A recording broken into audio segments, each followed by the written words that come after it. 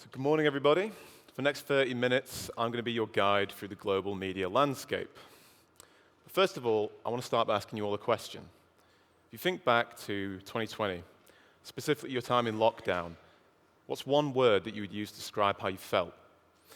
No one's got to come on stage and tell me, because I'm going to show you something else. So these are the most often cited words and phrases that consumers in a closed UK poll used to describe their time in lockdown. And there's a lot on there. Isolation, relaxation, sometimes fear, but sometimes excitement. And every single word tells a different story. And that's exactly what we at GWI pretty much spend our time unwrapping, the story of the consumer. So here's my story. My name's Tom Morris. I'm a senior trends analyst at GWI. We're the world's leading supplier of insight to the market research industry. And in that space, we help some of the world's biggest brands just get a hand on their consumers. My role within that is to really get a sense of how they think, how they behave, what these things mean for the future of different sectors. And I use around about 40,000 different data points across 48 markets to do just that. And that's what our data is going to be used for today as we explore the media landscape from 3 different angles, or chapters, if you will. We're going to start with something called the attention economy. What is it, but also how are consumers' behaviors in terms of media changing? Where are they going? How have they shifted? We're then going to move on to the meat of today's presentation, looking at 5 key pillars of the media landscape. This will, of course, cover video, social, gaming, reading, and audio. But while we're doing that, we're going to think not just how they've changed since the pandemic began, but where are they going? Where are they going? Because that's really chapter 3 today. What comes next? And I understand at this point I've got to be a little bit vague, but trust me, it's hopefully all going to be worth it. So first of all, there's a really important fight happening right now in the media landscape. It's the fight for your attention. Now, hopefully that's not actually happening in this room, but if it is, it's exactly the kind of problem that publishers, broadcasters, musicians, anyone like yourself is actually facing. And it's causing things to change significantly. You see, a long time ago, your content preferences were dictated by schedule. What was on television? What was on the radio? What did you have on your shelf? Today, it's on demand. You can have whatever you want, whenever you want it. And as a side effect of this, a person's day is becoming incredibly cluttered. There's so many different ways to spend your time. Here's just a glimpse of that. It's the average amount of time that every person spends in a given day using different kinds of media. Now, the figures here aren't necessarily important. I wanted to give you a sense of just how long people spend doing things, but also how many things they do. And you've got to remember, it's very unlikely that people do these one after the other. They probably happen a lot of the time at the same time. You watch TV, you listen to music, you play a game, you chat to your friends. And as a side effect of that, brands and services within these sectors, they're not really competing with each other anymore. They're competing with different activities entirely. And Netflix, they summed that up pretty well with this quote here. It's been flying around for a while. So you've got to think of it this way. Hour and a half every day is spent watching TV streaming, but what's an hour and a half? It's an episode of Stranger Things, maybe? Well, it's also about 3 games of Fortnite. And likewise, if you're the developers of Fortnite, if you're Epic Games, it's an hour and a half that could just as easily be spent watching a couple episodes of something else. SpongeBob, Luis, maybe? So you get this sense of how these brands now have to actually look at different sectors, different activities, and think, how can we make our offering more engaging? And it's why Netflix is getting into gaming. It's why if you play Fortnite today, well, it's more than just a game. It's an interactive space full of different media, different sectors. But that's having a different effect as well, because not only are we talking about how people spend their time, but where they spend it. So between Q1 2020 and Q2 2020, something happened. Of course, the pandemic. People went indoors, and we spent a lot more time online. And really, we've been talking about this since the rise of the internet. But by Q2 2020, people were spending around 7 hours a day on online media. And that continued throughout the year, of course, well into 2021. But since then, a lot of normalcy has returned. We've had restrictions ease. Things are arguably coming back to normal. And that's what you're seeing here. But even if the time spent online is teetering somewhat, you've got to think about individuals, habits that have changed, businesses, workplaces. The way that we've adapted to the online world is to find alternatives, things that we couldn't do in our real life. And it's had quite an astonishing effect on the way people see the world. Because now, more than half of people prefer to spend their time online than in the real world. It doesn't have to be a devastating thing. It doesn't have to be dystopian. You've got to think about it from the perspective of someone who has a terrific online following, or how about someone who owns a lot of cryptocurrency, digital assets? I mean, who are we to say that online life is any less legitimate? It's because of this that the media landscape is ultimately changing. Things are shifting online, but also to become more engaging, different media has to find ways to adapt, learn from each other, complement each other. And that's exactly the kind of thing I want you to think about as we approach the biggest media talking points today. Bear that in mind, because we're going to start with something quite old, but it's a very unique example of exactly how this has changed. The viewing landscape, specifically television. Now, if I say to any of you in here, do you watch TV? Sure, you probably say, yeah, but what kind of TV are you talking about? Because TV splits into more than just television. It's online TV, such as streaming, Netflix, Amazon Prime, what have you. But it's also YouTube. And you get a sense of how that's changing over time as younger audiences spend more time online. A long time ago, we thought about broadcast, and it's still very sticky among older consumers. And what we started to think was, as people got younger, they would spend more time on streaming. Streaming would displace broadcast TV, but it's not the impression we get from the data we look at here. The amount of time that Gen Z spend on broadcast TV is still more than anywhere else. And it's almost level to YouTube. So here's the thing. TV is learning to complement each other. You're watching it in different places. All that time spent is still the viewing landscape. It's still an important thing for these brands, these services to touch on. So think about it. If you're a football fan like me, you may have watched the Champions League final last week. You may not have done it on syndicated viewing, because you could have watched it on YouTube too. Likewise, if you're an Arcane fan, anyone? On Netflix, that actually debuted on the same day via Twitch, because it's more accessible. Because these brands know that if you want to retain that time spent, you've got to give as many people ways to engage their media. But streaming faces a different problem now, something that we used to talk about with broadcast. The idea that not as many people are actually buying paid subscription accounts. And of course, this comes down to things like account sharing and cost of living. But if you look at it over time, there was obviously a steady increase. People wanted to buy movie, TV, streaming services. And that hit a point in lockdown. By Q3 2020, much of the world was in some form of lockdown. And you'd expect more growth after this, but it's saturated. The average person owns between 2 and 3 streaming services. That's quite a lot, especially in a landscape that's getting more competitive. And as this happens, as new people flood the market, it's going to make licensing content very difficult. Finding exclusives, finding ways to make people buy streaming is getting harder. So we need to look at lifelines in this industry. One of the most exciting trends of the past year was the rising importance of foreign content. Now, I'll do my best to explain this chart here. We asked consumers to consider the kinds of media, all forms of media, might I add, that they consume. And we said to them, outside of your own country, outside of the UK and the US, which country do you consume the most media from? So, for example, in Japan, it's South Korean content. In my country, it's Australian content, and I can certainly attest to that. But here's the great thing. It's a powerful time for non-English speaking media as a whole. And this began arguably before the pandemic. Does anyone remember when Parasite just swept up at the Oscars? Well, that came to fruition last year, didn't it, with Squid Game?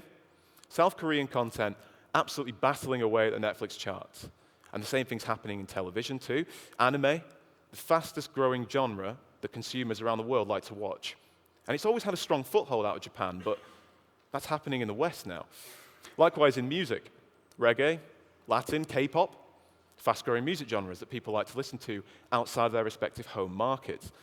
And a lot of this has been driven by younger people, forging connections around the world. They're speaking to people, deciding what kind of content actually speaks to them. And you know why? Well, we asked Gen Z, who do you relate to most?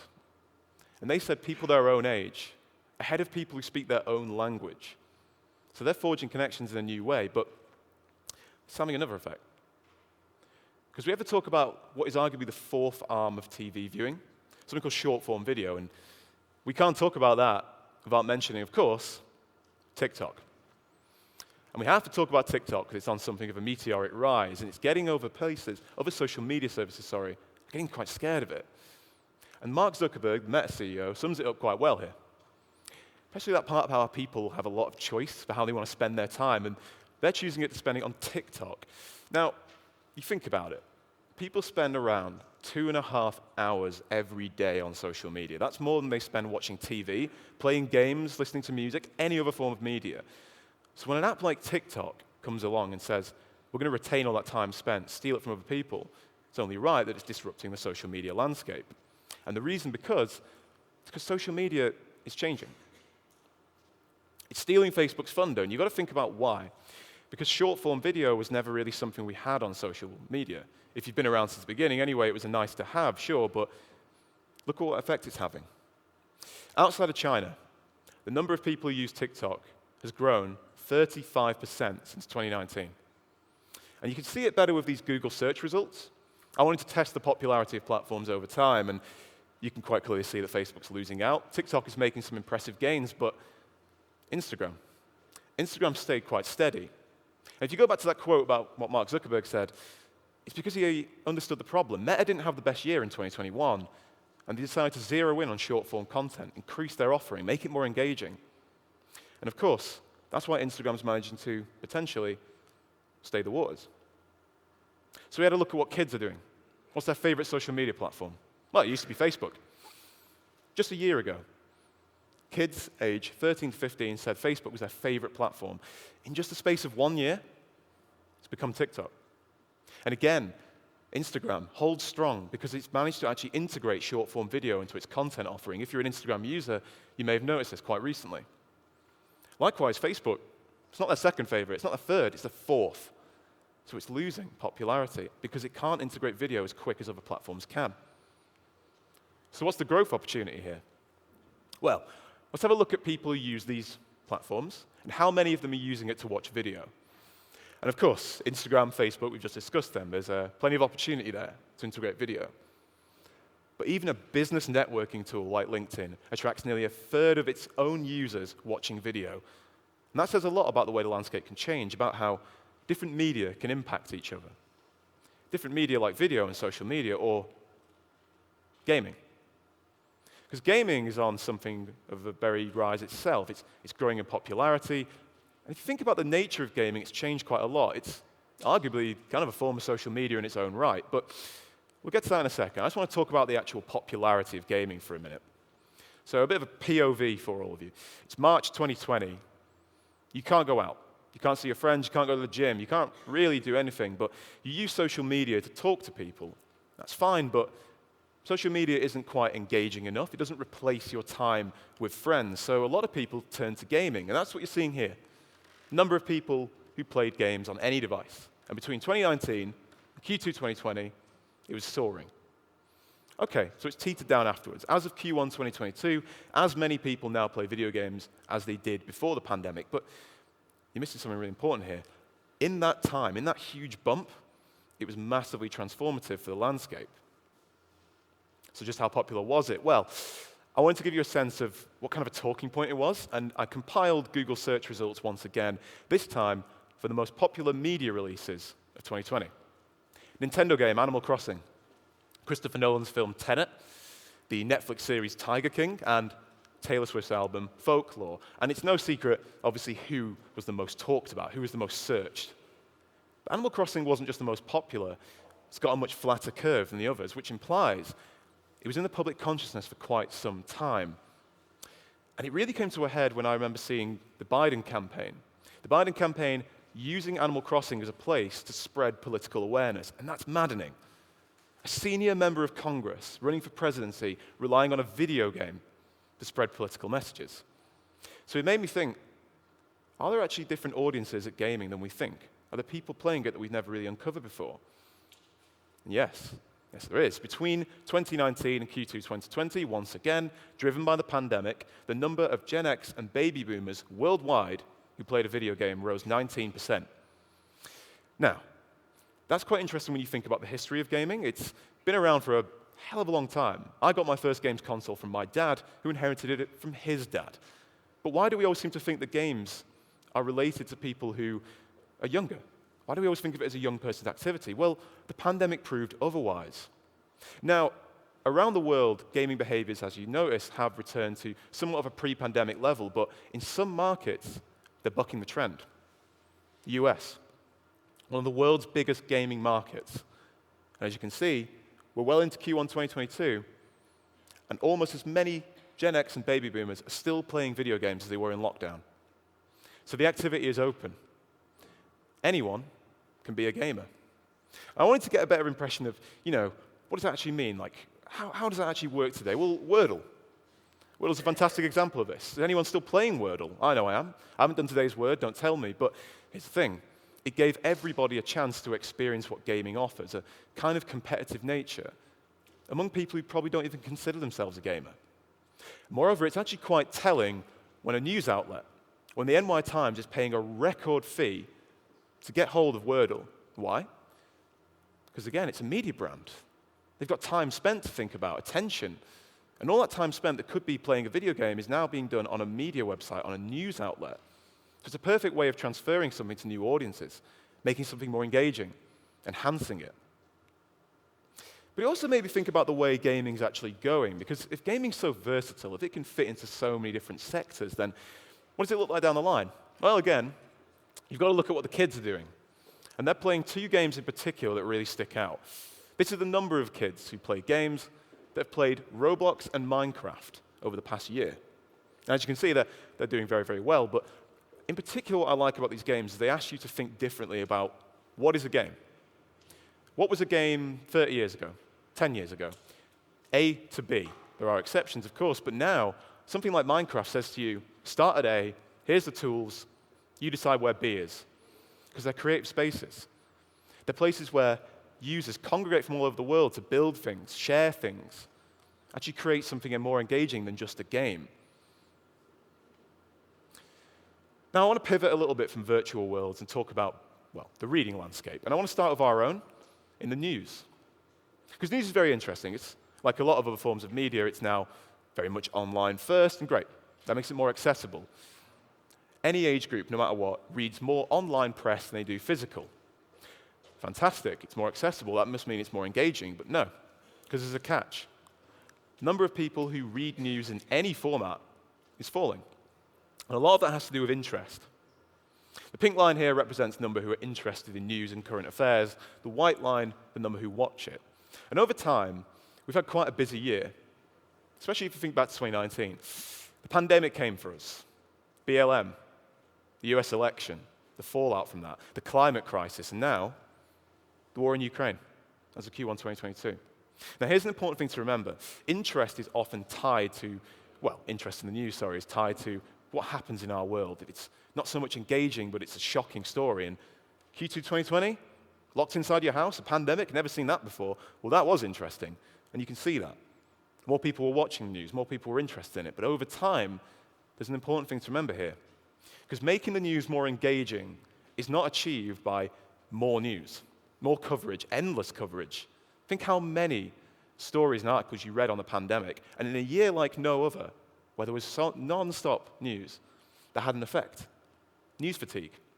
And it could have done more harm than good. And even now, when we're looking at the state today in the war in Ukraine, there are slight bumps to be aware of. And again, it's a shocking moment, an event. But it's a sign that news needs to find a way to become more engaging. And the NY Times knew that. So it's only a matter of time before others do too. But then I thought, what if it's got something to do with reading? And I thought, am I going to stand up in front of people at Readmagine and tell them that people aren't interested in books? Well, no, because that is definitely not the case. They're one of the top arts, media, and culture interests that people around the world have. More so than gaming, more so than watching sport. But what if I was thinking, okay, interest only tells half a story? What if we need more to understand just how popular books are today?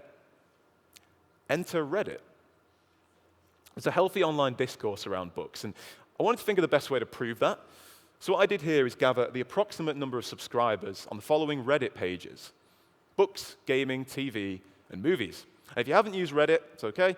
It's a community forum, a series of thousands and thousands of different pages devoted to every topic you can imagine, from the broad to the niche. And people gather in these forums and they chat, they share ideas, they discuss, they meet people. It's an engaging way to become connected to a topic. But that's not important, because when it comes to books, 20 million people follow the books page on Reddit. It's not as much as gaming, it's not as much as movies, but it's more than TV. And it's growing. And it's just one platform. This morning I checked TikTok because, I have to. 190 million people have seen the books hashtag on TikTok. So that tells you right there and then that there's a massive interest in books, huge. But not as many people are buying them. Okay, we've actually discussed some reasons behind this morning. There's plenty of free ways to get a book. You can go to a library. But if you look at the data over time, the number of people who say they purchased an ebook or a book shows exactly what the kind of problem is. There's a huge interest in books. There's a massive following. But something's not happening. Something's not transferring. Something is not making them as engaging for younger audiences. And you may have noticed I've not included audiobooks here, because I want to get to that. But you've got to think about this massive surge of people online. 190 million people on TikTok, 20 million on Reddit. And we want to get them engaged in reading. Well, platforms like TikTok are doing that. But there is a next step. More on that later, though. Because the last thing I want to look at today is audio. And the audio landscape is fantastic, because it's actually very similar to TV. Again, if I say to you, do you listen to music? Yeah, sure you do. But you probably listen to quite a lot of other types of audio as well. Music streaming? Sure. Podcasts. The radio. Audiobooks. And again, like TV, there's some very similarities here that we want to take note of. You know, older audiences, baby boomers, they're clingy when it comes to something like broadcast radio, a more traditional means of listening. And as you get younger, of course, the popularity of music streaming, of online sources like a podcast, becomes more popular, but again, I don't see a situation here where one is displacing the other. Almost as many millennials listen to the radio as baby boomers do. So different audio is learning to complement each other. And a lot of that has to do with music streaming. Because if you think about it, why do we call Spotify a music streaming service? It's an audio platform. It compiles music. It compiles podcasts. You can listen to recorded radio. And if you buy Audible, you can listen to books too. Oh, sorry. So music streaming is fantastic because it's the closest thing we have to what we would call a winner in terms of media after the pandemic. So to explain that a little better, we wanted to establish 2019 as a benchmark, a time before the pandemic where we could see what effect COVID actually had on different types of media. So what you're seeing here is the number of minutes, more or less, that was being spent listening to music streaming or the radio compared to 2019. In Q1 2020, for example, people listened to 5 more minutes of music streaming every day than they did in 2019. And I was stumped, because I remember back in Q1 saying to people at work, you know, if people aren't commuting, if they're not traveling, are they going to listen to music as much? You know, people are just going to play more games, they're going to watch more TV. That's the real winner here. No, not at all. I was stumped, because throughout the pandemic, more and more people listen to music streaming. And you've got to think why. Because you can do a lot while you listen to music. And you can listen to a lot of different types of audio. So the idea that people aren't listening to as much radio means they're not listening to the radio in its traditional format. They could be listening to radio via an online source. Music streaming is a perfect example of how different media can complement each other despite being in the same competitive space. Now, we want to look at something like podcasts, which again are growing incredibly popular. What you see here is the number of 12 to 15-year-old children who listen to podcasts and music, and again, the number of adults who say they prefer to listen to personal playlists or podcasts. And what you're seeing here is a very clear sign that podcasts are gaining some ground. Music's losing it, but again, do you see one displacing the other here? We see something working together. Different types of audio, harmonizing on a central platform, like music streaming. And there's an interesting development here I want to speak about as well. The band Radiohead. See, they realized quite quickly that there are more ways to make music engaging. So their most recent album, Kid Amnesia, can be downloaded.